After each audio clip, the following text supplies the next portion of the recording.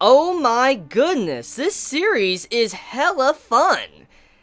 I am so glad so many of you were basically spamming me to watch this series because I honestly wouldn't have probably given it a shot. It's kind of hard finding the episodes, I will admit, but oh my god, this series, The King's Avatar.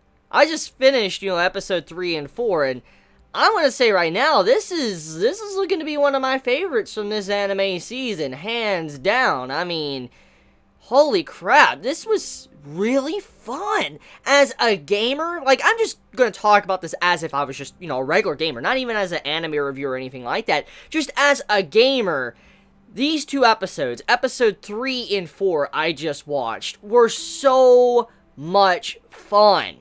Being someone that really loves RPGs, loves playing MMOs, playing competitive games and stuff, similar to what I saw in, these two episodes, I really could relate to some of these moments, and I just like, damn, this series just has my attention. I'm enjoying what I'm watching, and I want more. I definitely want more, and I gotta admit, I am very tempted to actually seeing the original source of this series, like finding the original source and reading it because of how much enjoyment that this series is giving me. So let's kind of break it down. The first episode, episode 3, I'm not talking about episode 1 or 2 because I already did first impressions on the series. Episode 3 of The King's Avatar focuses on our main male character trying to have a match with another person that thinks that they're the best, or the game is not fun because they're already so good, there's no challenge. And that scene really got me, because I was like, what are the big things you need to know about, okay? No matter how good you are,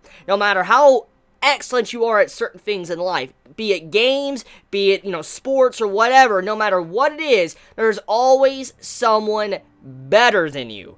And when she was saying, like, the game was unfun or whatever, it's not a challenge, like, nothing's really giving her a challenge, like, she just destroys everything like it's easy, seeing the main male character come out of nowhere and just completely destroy her constantly for a long period of time, and then he got money out of it, that was so enjoyable to see, because that's exactly what you would want to see from these cocky players that you probably play games with that feel like they're top shit, but then they get bitch slapped to the side because they're not really jack shit at all, because there's always better players out there. That makes me very happy to see. Just seeing the pro player just going in there and just destroying her, and to make it even worse for her, she had a higher level character, obviously better gear, but he still won.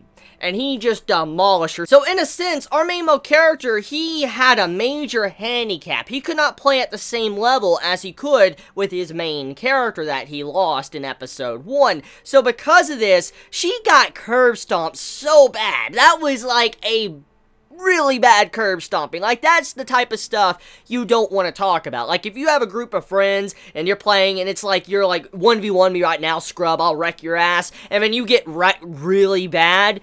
Oh my god, like, that's like a topic you wouldn't ever want to discuss with your friends. You never want to tell them what happened there, because that's how bad it was, and that's kind of what our main male character did. But I also like how he carries this arrogant / cocky attitude as a gamer. Now, don't get me wrong, the main male character has shown that he has a good side to him. He does care about people, he does show that he respects people that have passion for the game.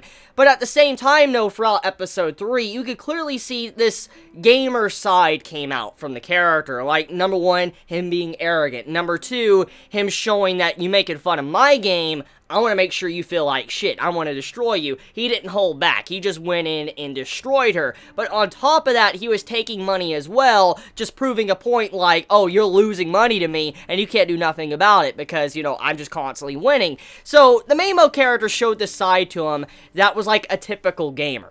Pretty much saying, like, you think you're the best, okay, going in there and start smack talking and wrecking her, and that's how gamers are. I mean, that's how it is. I have a group of friends I play with all the time on other games, and we'll just talk smack all the time. We're like, oh, you're kind of crusty, you're bad at this game, oh, bad plays, whatever, and then when I do something bad, they're like, oh, you're shit too, as well, and then we would talk back and forth when we're trash-talking each other, and seeing the main male character doing that as well to her, I'm like, yo, this just reminds me of when I play games. So just Episode 3 really captured, I think, the feel of what a gamer feels like when they're going up against an opponent. Like, you know, if it's a PvP situation, that's kind of exactly what Episode 3 was trying to showcase. Now, besides the PvP, we also get to see to where the main male character, he's constantly, you know, making his name well known out there on the server. He's constantly beating records. Lord Grimm is getting out there, and so obviously many people are starting to notice him, and he's gaining a lot of popularity. And still at this point, though, the boss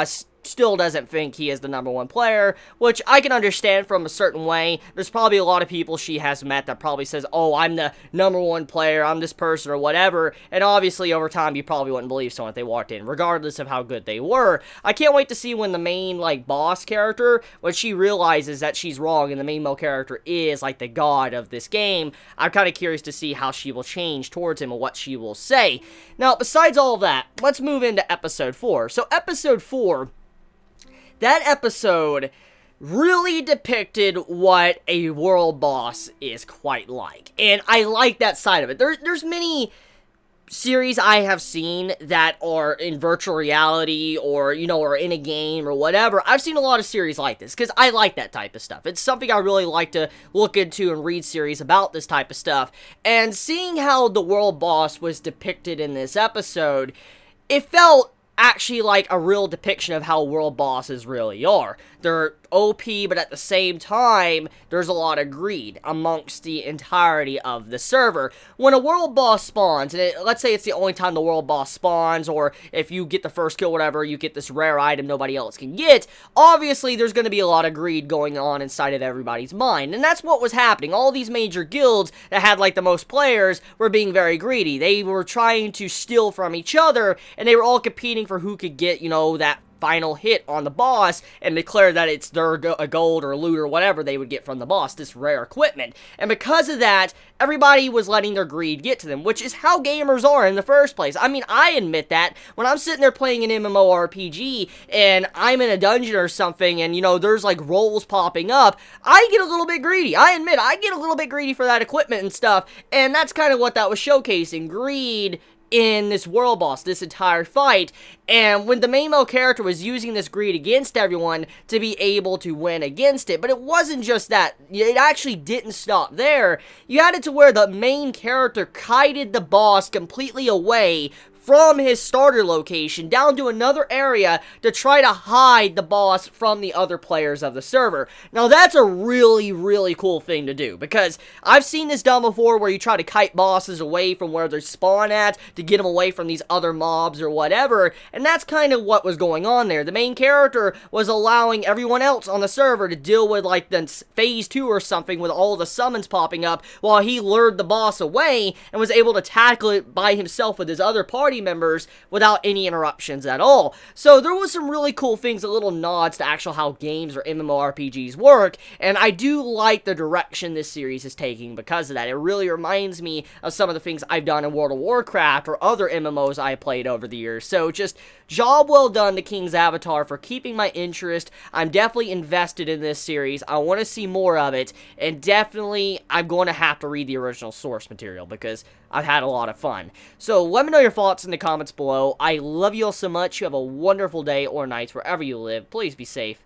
Chibi out.